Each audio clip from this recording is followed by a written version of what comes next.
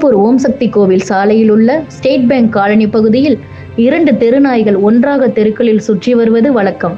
நேற்று முன்தினம் இந்த 2 நாய்களில் ஒரு நாய் ஒரு வீட்டின் சுற்றுச்சுவர் ஓரத்தில் உயிரிழந்து கிடந்தது. அதன் நண்பன் நாயானது இறந்த நாயின் உடலை சுற்றி வந்து அதன் அருகிலேயே சோகத்தை வெளிப்படுத்தி அமர்ந்து கொண்டது. இதனை அந்த சாலை வழியாக சென்ற அக்கம் பக்கத்தினர்கள் அருகில் சென்று பார்த்தபோது உயிரிழந்த நாயின் உடலின் அருகில் மற்றொரு நண்பன் நாய் உடலை விட்டு சிறிது கூட நகராமல் அருகிலேயே சோகத்துடன் அமர்ந்திருந்தது. இது குறித்து அப்பகுதி மக்கள் சமூக ஆர்வலருக்கு தகவல் தெரிவித்தனர்.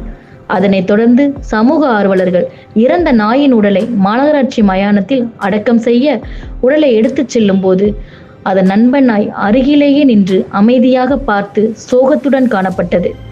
உயிர் பிரியும் வரை அல்ல நட்பு, அடக்கம் முடியும் வரை நட்பு என நண்பன் நாய் உயிரிழந்த நண்பனின் உடல் அடக்கம் செய்யும் வரை துணையாக நின்று நட்பின் ஆழத்தை வெளிப்படுத்தியது.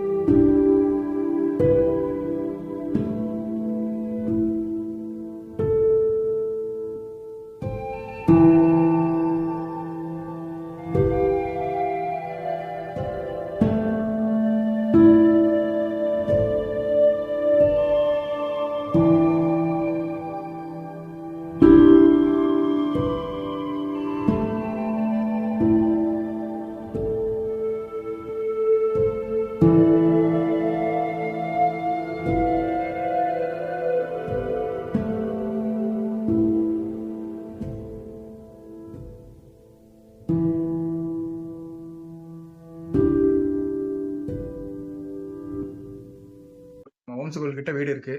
நானும் கார்த்திகேயன் என்கிற நண்பரும் அந்த முக்குல நின்னு பேசிட்டு இருந்தோம். அப்ப வந்து ஒரு நாய் வந்து எங்களை சொரிஞ்சுட்டே இருந்தது.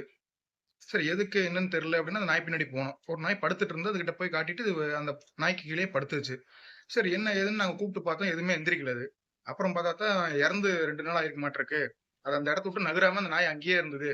அப்புறம் நானும் கார்த்திகேயனும் பேசி முடிவு பண்ணி கார்ல கொண்டு போய் நல்லடக்கம் பண்ணிட்டு வந்துட்டோம்.